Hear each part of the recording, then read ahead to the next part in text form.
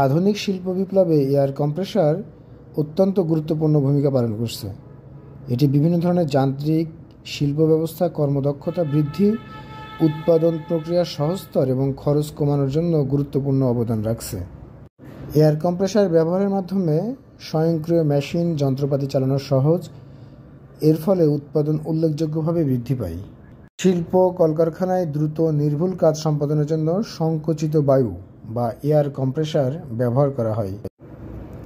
আধুনিক শিল্প ব্যবস্থায় রোবোটিক্স এবং স্বয়ংক্রিয় মেশিন চালাতে এয়ার কম্প্রেসারের ভূমিকা অপরিসীম।